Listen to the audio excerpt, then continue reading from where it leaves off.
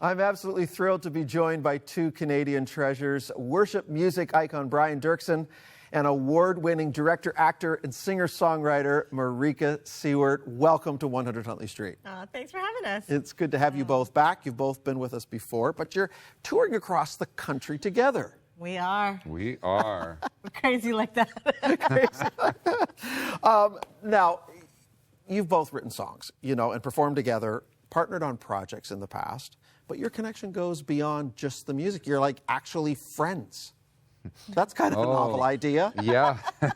Well, and our families are friends. I mean, our children are friends with their children, and they jokingly call us half parents. So when people see our banter and hear it when we're doing stuff on stage, what they don't realize is there's a whole bunch of that and lots more happening off stage. Yeah. Would you say how would you say the friendship affects the music? Like the collaboration, the concert experience? Yeah, I think it completely affects the music. I actually think it's the best part of our collaborations is that we've gotten to know each other, our families have gotten to know each other so well in a way that you wouldn't if you're just coming in as a new artist just to collaborate.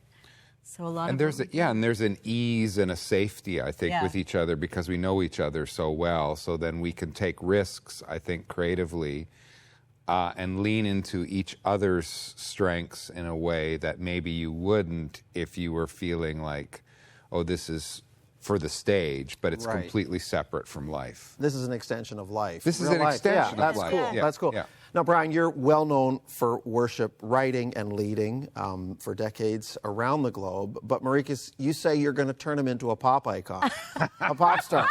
Well, we're all at attention now.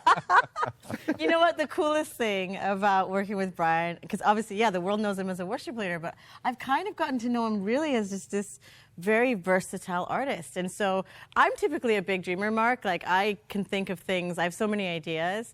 I didn't realize, I guess when I first met Brian, I knew that he'd done big projects, but he's really, he might even be a bigger dreamer than I am because I'll say something and then literally the next week, there'll be 10 emails about it. And he's already booked, whatever it is I said I was going to do. And so what's neat is that he hasn't put himself in a box. Yeah. He really just does what he wants to. And I think, a lot of people that are at his status could stay where they are, write the same kind of songs.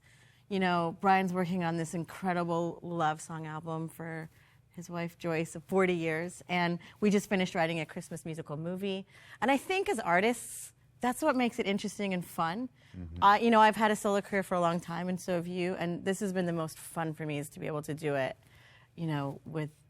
with my friend here. So I think it allows us to challenge each other and keep each other going. So.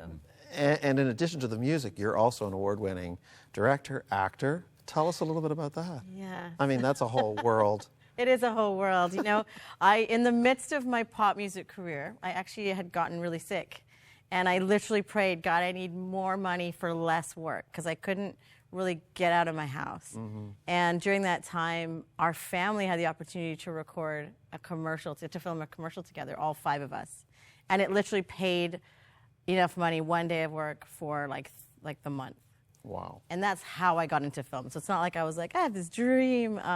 But from then on, all these doors kind of opened. Our family all still work in film and television. And during the pandemic, when all of our world shut down, Brian was like, let's make a Christmas special.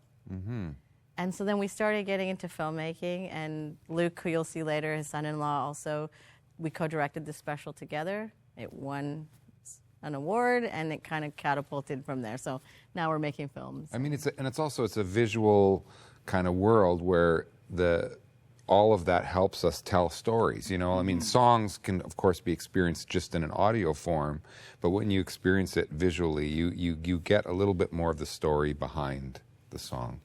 Yeah, and I think for me, I started as an actor, and I just realized, especially in this country, there weren't a lot of black leading female actors getting opportunities, and nor is the community being able to tell their stories. And so it's kind of become a mandate of mine in music and film, Christian pop, film, television, directing. I started working with the Black Screen Office and the Directors Guild of Canada because they were literally we have 9 black female directors in Canada. which is just not enough. Wow, no, it's not enough at all. Not enough. Fascinating that you're having such an impact in that world, Marika. I know you both put so much of your own personal experiences into your songwriting. What does your faith, how does your faith play into this season of your lives and what you're creating? Well, one of the ways one of the metaphors I use for a journey of faith is there's often talk about deconstruction, reconstruction, but I think of faith as an ongoing renovation. So the way I describe it is like I'm living in a house of faith that's being renovated all the time. So sometimes people hear the word faith and they think of it, as static. No, I think it's progressing, it's growing. I try and lean into curiosity. So it has everything to do with every song I wrote in the early days, 35 years ago, has everything to do with what I'm writing now. But I think there's new perspectives and new understandings and new experiences, like being a parent with special needs boys who can't speak and can't do a lot of those things. That whole experience shifted my faith in a way. I think it broadened it and deepened it, and I think that's all a part of every single thing that I try and step into creating, is I want to express those things. Yeah, and that vulnerability being so important. And talk to me a little bit about that journey as songwriters, because from the point of birthing a song to launching it, and trying to know whether or not it's going to land with your listeners to the point where they feel like, I can identify with that message. I felt like that. But that's the key right there, what you just said. I felt that. Yeah. See, sometimes songwriters, we try and sing to people, like a message, right? But I think the best songs are songs that speak for people, right? So that when they hear the song, they put themselves in it and they go, oh, I felt that and I've wanted to say that. And I think that's always the greatest dream that we have. Amazing. Well, we got a minute left together here. It's been a power-packed segment with the two of you. So much to share. We could go on for a long time. I know. Brian, I just want to say, this is 35th anniversary for Refiner's Fire. Yeah. And you've actually changed the lyrics.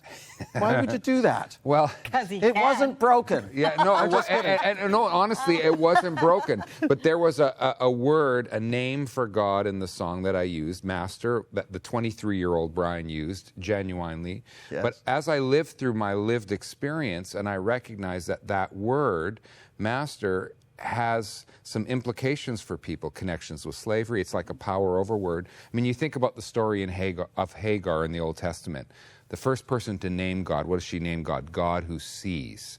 She doesn't name God Master because she's experienced earthly masters and they've been cruel, right? So I think the names we use for God matter, and I felt like, even though I respected the 23-year-old self, I needed, in my 50s and my lived experience, to change it. So I changed 2 letters. I changed Master to Maker. Okay. And it changed the trajectory a little bit. And I felt like now I can reclaim the song and keep on singing it. Amazing. We love singing it. Yes, I bet you do. You're just coming off of the Come Now Is the Time to Worship tour. Thank you for stopping in. Thank you for having us. Huntley Street for this power-packed catch-up session here. And continue doing what you're doing, creating music, having an impact in the marketplace. And we're going to look forward to having some more music from you guys in just a minute. Thanks. Thanks for having us.